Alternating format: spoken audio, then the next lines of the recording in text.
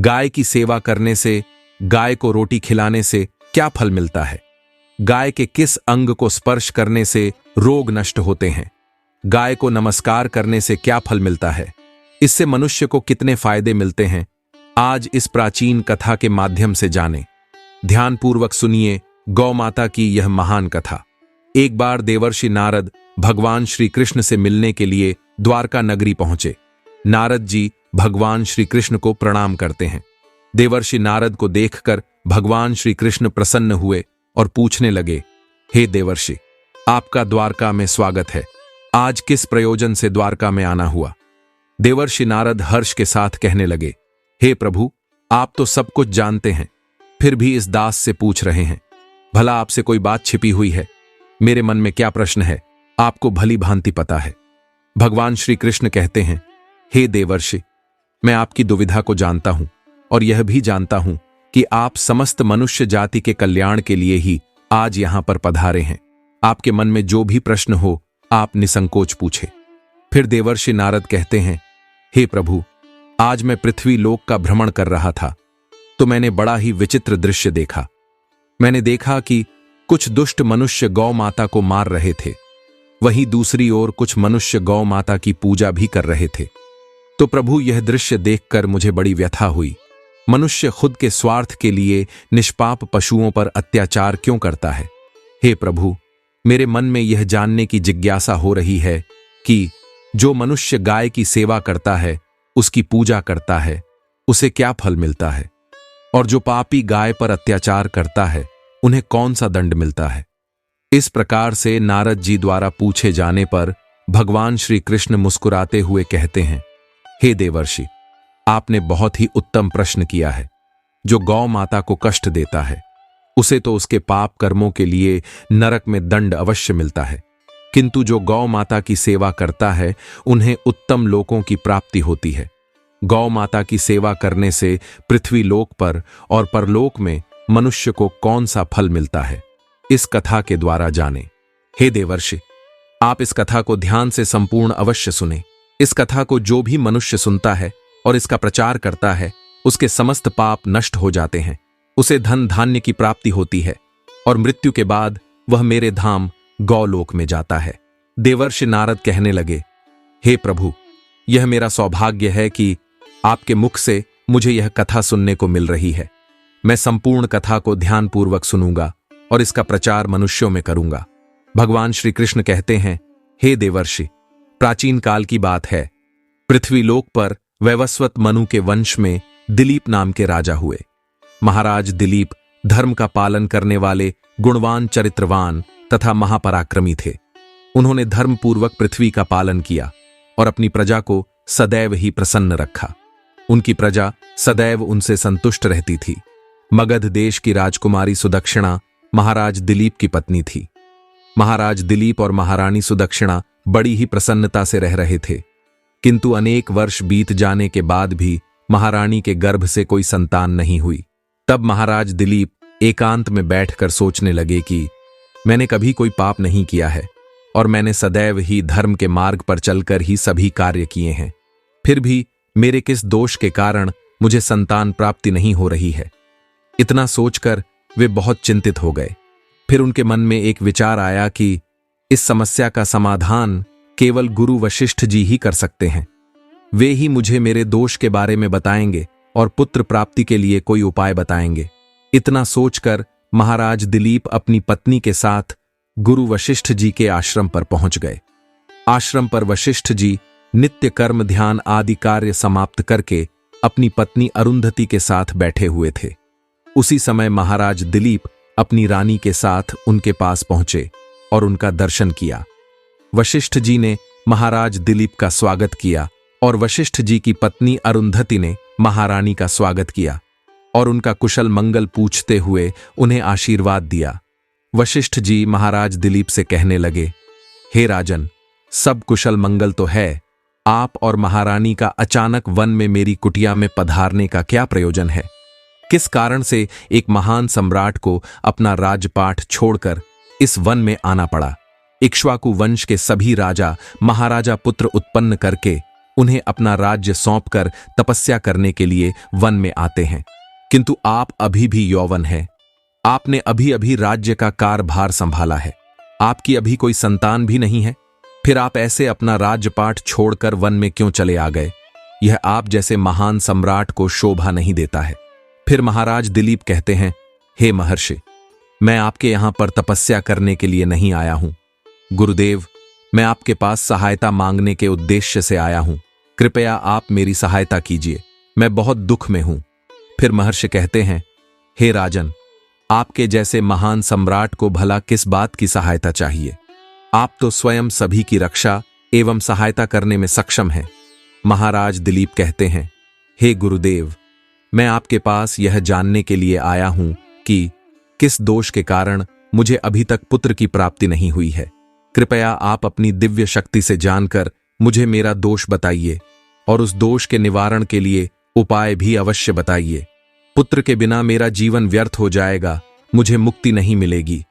तब महर्षि कहते हैं, हे राजन, यह तो आश्चर्य की बात है, मैं अवश्य आपकी सहायता करूंगा। फिर महर्षि अपनी दिव्य दृष्टि से महाराज के भूतकाल को देखते हैं तो उन्हें राजा की एक भूल के बारे में पता चलता है।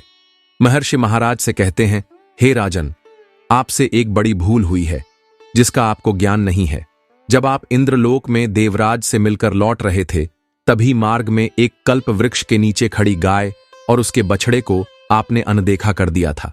वह गाय और उसका बछड़ा अत्यंत भूखे और कष्ट में थे। आपने उस कामधेनु गाय को ना भोजन कराया और ना ही उसे नमस्कार किया। उस गाय ने आपसे सहायता भी मांगी, किंतु आप अपनी प्रसन्नता में खोए हुए थे और आपको उस गाय की पुकार भी सुनाई नहीं दी। आपके इस व्यवहार को देखकर वह गाय अत्यंत दुखी हुई और उसने आपको श्राप दे दिया है। हे राजन, जो मनुष्य गाय को कष्ट में देखकर उसकी सहायता नहीं करता, भूखी गौ माता को भोजन नहीं कराता, उसे तो महापाप लगता है और उसी गाय के श्राप के कारण आपकी कोई संतान नहीं है। इस प्रकार से महर्षि वशिष्ठ ने महाराज दिलीप को उनके दोष के बारे में बताया, जिसे सुनकर महाराज बहुत दुखी हुए और पश्चाताप करते हुए कहने लगे, हाय, यह मैंने क्या कर दिया? मुझ पर धिक्कार है। मेरी ही मूर्खता के कारण एक गाय को और उसके कोमल बछड़े को इतना दुख सहन करना पड़ा। मुझे तो अब राजा बने रहने का भी अधिकार नहीं है। महाराज महर्षि से कहते हैं, हे गुरुदेव, मैं अपनी इस भूल को सुधारना चाहता हूं। कृपया आप ही मुझे कोई उपाय बताइए जिससे मैं इस घोर पाप से मुक्ति पा सकूं। मेरा अपराध क्षमा के योग्य नहीं है, किंतु फिर भी मैं प्रायश्चित करना चाहता हूं। महर्षि बोले, हे राजन, आप दुखी ना हो। इस दोष से मुक्ति का उपाय अवश्य है।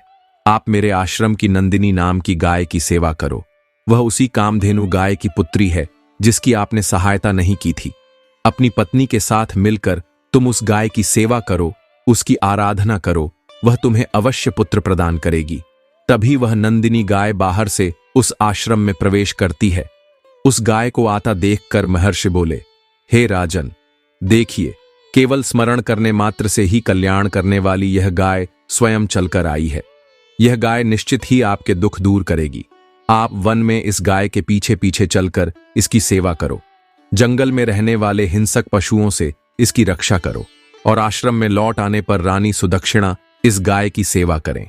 इससे प्रसन्न होकर यह गाय तुम्हें निश्चित ही पुत्र प्रदान करेगी। फिर महाराज दिलीप ने ऐसा ही करने का वचन दिया और फिर दूसरे दिन सुबह महारानी ने गाय की पूजा की और महाराज उस गाय को चराने के लिए वन में लेकर गए। जब वह गाय चलने लगती तो महाराज उसके पीछे पीछे चलते, इधर उधर से हरी हरी घास लाकर उस गाय को खिलाने लगते। जब वह गाय किसी वृक्ष के नीचे बैठती तो महाराज भी उसके साथ बैठकर विश्राम करते। महाराज उस गाय के शरीर से मच्छरों को हटाते और अपने हाथों से उसके मस्तक को सहलाते। इस प्रकार से महाराज उस गाय की सेवा में लगे रहे। जब शाम हुई तो महाराज उस गाय के साथ आश्रम में लौट आए। आश्रम में पहुंचते ही उस गाय ने अपने खुरों से महाराज पर धूल उड़ाई, जिससे महाराज का शरीर पवित्र हो गया और उनके सभी पाप नष्ट हो गए। फिर महारानी सुदक्षिणा ने आगे आकर नंदिनी गाय की अगवानी की और विधिपूर्वक उस गाय का पूजन किया तथा बारंबार उसके चरणों में मस्तक झुकाया। फिर उस गाय की प्रदक्षिणा करके हाथ जोड़कर वह उसके आगे खड़ी हो गई। उस गाय ने उस रानी की पूजा को स्वीकार किया और रानी पर अपनी दृष्टि डालकर उसके सभी दोष समाप्त कर दिए। गाय की दृष्टि पड़ते ही रानी पवित्र हो गई। इस प्रकार से महाराज दिलीप को उस गाय की सेवा करते हुए 20 दिन बीत गए। फिर 21वें दिन महाराज जब गाय को लेकर वन गए तो वह गाय चरते चरते हिमालय पर्वत पर चली गई और महाराज भी उसके पीछे पीछे चले गए। वहां उस पर्वत पर खड़े होकर महाराज उस हिमालय पर्वत की सुंदरता को निहार रहे थे। इतने में ही एक शेर ने आकर उस गाय को बलपूर्वक दबोच लिया। राजा को उस शेर के आने की आहट तक नहीं हुई। उस शेर के चंगुल में फंसी गाय ने दयनीय स्वर से बड़े जोर से चीत्कार किया, हे महाराज, मेरी रक्षा करो। जैसे ही महाराज ने उस गाय की पुकार सुनी तो उन्होंने देखा कि एक भयंकर शेर ने उस गाय को दबोच लिया है और उस गाय की आंखों से आंसुओं की धारा बह रही है, जिसे देखकर महाराज व्यथित हो उठे और उन्होंने तुरंत ही अपना बाण निकालकर धनुष की डोरी पर रखा और उस शेर को मारने के लिए प्रत्यंचा खींची। उसी समय उस शेर ने महाराज की तरफ देखा। उस शेर की दृष्टि पड़ते ही महाराज का शरीर स्तब्ध हो गया। उनकी शक्ति क्षीण हो गई, उनका सारा बल नष्ट हो गया। अब उनके अंदर उस बाण को छोड़ने की भी शक्ति नहीं रही। फिर वह शेर महाराज से बोलने लगा, हे राजन, मेरे ऊपर प्रहार करना तुम्हारे बस की बात नहीं है, क्योंकि भगवान शिव मेरी ही पीठ पर पैर रखकर नंदी पर बैठते हैं। इसीलिए तुम मुझे मारने की चेष्टा मत करो और यहां से लौट जाओ।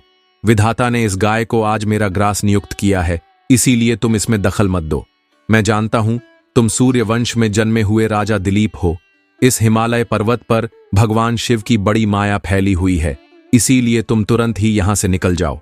फिर महाराज बोलने लगे, हे वनराज, कृपया आप इस गाय को न मारे। यह महर्षि वशिष्ठ जी की संपूर्ण मनोरथ को पूर्ण करने वाली नंदिनी गाय है। इसकी हत्या करने पर तुम्हें महापाप लगेगा। गुरुदेव ने मुझे इस गाय की रक्षा और सेवा करने का आदेश दिया है। इसका एक बछड़ा भी है जो घर पर इसकी राह देख रहा है। मैं इस गाय को मरने के लिए छोड़कर नहीं जा सकता। तुम भगवान शिव के सेवक हो, इसीलिए तुम्हारे हाथ से इस गाय को छुड़ाना मेरे लिए असंभव है। इसीलिए हे वनराज, मेरी आपसे विनती है कि आप इस गाय को जीवन दान दो। इस गाय के बदले में मैं तुम्हें अपना शरीर समर्पित करता हूं, जिससे तुम्हारी भूख भी शांत हो जाएगी और इस गाय की रक्षा भी हो जाएगी और मेरे वचन का पालन भी हो जाएगा। साथ ही गौ रक्षा के लिए प्राण त्यागने से मुझे उत्तम गति की प्राप्ति होगी। इतना कहकर महाराज उस शेर के सामने हाथ जोड़कर बैठ गए और आंखें बंद की।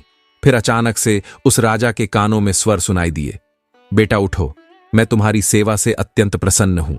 यह सुनकर महाराज खड़े हुए और उन्होंने अपने सामने उस गाय को देखा और वह शेर कहीं दिखाई नहीं दे रहा था। तब वह नंदिनी गाय राजा दिलीप से कहने लगी, हे राजन, मैंने ही अपनी माया से शेर का रूप धारण करके तुम्हारी परीक्षा ली है। यमराज भी मुझे पकड़ने का विचार नहीं कर सकते। मेरी रक्षा के लिए तुम अपने प्राण देने के लिए तैयार थे, इसीलिए मैं तुम पर बहुत प्रसन्न हूं। अब तुम मुझसे वरदान मांगो, मैं अवश्य पूर्ण करूंगी। महाराज दिलीप ने कहा, हे गौ माता, मेरे मन में जो इच्छा है आप वह अवश्य जानती होंगी। कृपया मुझे पुत्र प्रदान कीजिए, मेरी यही कामना है। फिर उस गाय ने कहा, हे पुत्र, तुम पत्ते के द्रोण में मेरा दूध लेकर उसका पान करो। इससे तुम्हें अत्यंत बुद्धिमान और गुणवान पुत्र की प्राप्ति होगी। महाराज दिलीप कहने लगे, हे गौ माता, इस समय मैं आपके मधुर वचन सुनकर ही तृप्त हो चुका हूं। अब आप मेरे साथ आश्रम पर चलिए। मैं आपकी पूजा करके तथा मेरे अनुष्ठान को पूरा करके आपके अमृत समान दूध का पान करूंगा। उसके बाद महाराज दिलीप उस गाय को लेकर आश्रम चले गए। आश्रम में पहुंचने पर महारानी सुदक्षिणा ने आगे आकर उस गाय का पूजन किया। तब उस गाय ने कहा, हे महारानी, आप मेरी पीठ को स्पर्श करें, इससे आपको अत्यंत गुणवान, बलवान और विद्वान पुत्र की प्राप्ति होगी। फिर महारानी ने गाय की पीठ को स्पर्श किया। महाराज और महारानी ने उस गाय की विधिवत पूजा की और उसके अमृत के समान दूध को प्रसाद समझकर ग्रहण किया। उन दोनों की प्रसन्नता देखकर महर्षि वशिष्ठ कहने लगे, हे राजन, अब यह गाय तुम दोनों पर प्रसन्न है, तुम्हारी मनोकामना अवश्य पूर्ण होगी।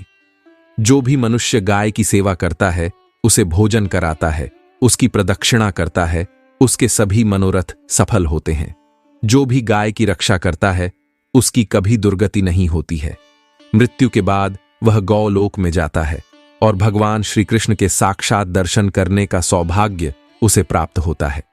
जो श्रद्धापूर्वक गाय का दूध पीता है वह सभी रोगों से दूर रहता है। जो गाय की पीठ पर जो कूबड़ होता है उसे स्पर्श कर लेता है, उसके सभी दोष और पाप नष्ट हो जाते हैं। जो गाय का दान करता है वह वैतरणी नदी को गाय की पूंछ पकड़कर पार कर लेता है। जो स्त्री रोज गाय को रोटी खिलाती है वह सौभाग्यशाली बन जाती है। गाय समस्त पापों का नाश करने वाली और सभी मनोरथ को पूर्ण करने वाली है। अतः सदैव गौ माता का रक्षण पूजन तथा इसे भोजन कराना चाहिए। इतना करने से ही मनुष्य सभी ऐश्वर्य को प्राप्त कर लेता है, उसकी दरिद्रता समाप्त हो जाती है। फिर भगवान श्री कृष्ण कहते हैं, हे देवर्ष, इस प्रकार से महाराज दिलीप द्वारा गाय की सेवा करने से उन्हें एक पुत्र की प्राप्ति हुई जिसका नाम रघु रखा गया, जिसके नाम से इस पृथ्वी पर सूर्यवंश की ख्याति हुई और बाद में उसका वंश रघुवंश नाम से प्रसिद्ध हुआ। तो भक्तों, आप भी नित्य गाय की सेवा करें, रोज गाय को रोटी खिलाएं, गाय की रक्षा करें। सभी भक्त कमेंट में जय गौ माता जरूर लिखें।